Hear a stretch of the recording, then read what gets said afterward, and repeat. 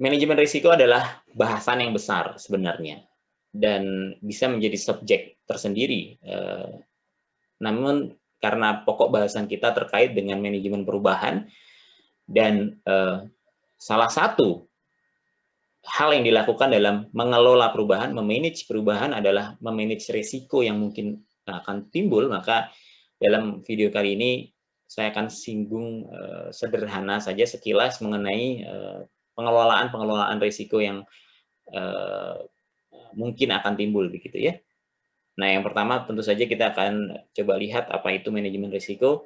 Ruang lingkupnya adalah mengevaluasi potensi risikonya, kemudian mengembangkan strategi untuk mengurangi atau mereduce risiko tersebut, dan tentu saja adalah identifikasi kembali risiko yang kemudian muncul di masa mendatang gitu ya.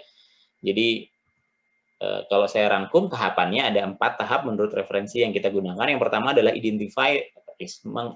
mengidentifikasi risiko yang mungkin timbul, termasuk apa implikasinya, begitu ya. Bisa jadi dalam satu implikasi, terus kemudian bisa jadi implikasinya berantai, begitu ya.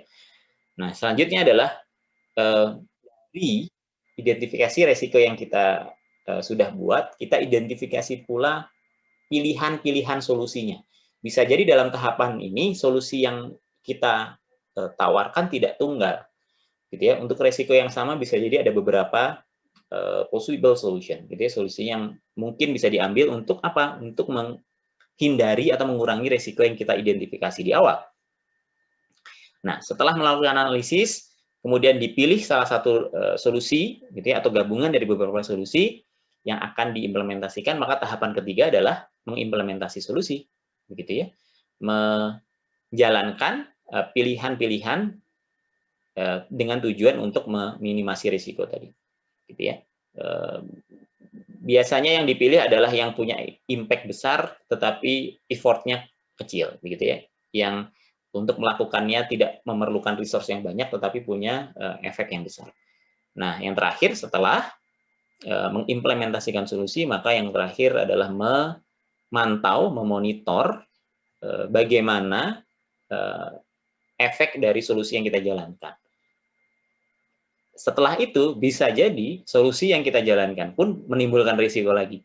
Maka prosesnya kemudian akan kembali ke awal, gitu ya. Karena setiap solusi tentu saja ada risiko implikasinya dan kemudian perlu lagi dicegah dan seterusnya.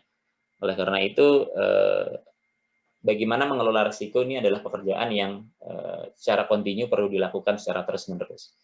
Nah, untuk lebih memahami, untuk lebih menambah dan memperdalam pemahaman kita mengenai pengelolaan perubahan atau change management, kita akan coba belajar di sebuah studi kasus terkait perusahaan Johnson Killock di Australia yang menerapkan collaborative tools, begitu ya, tools yang digunakan untuk mengelola pengetahuan atau knowledge management. Tentu saja penjelasannya di video berikutnya. Terima kasih.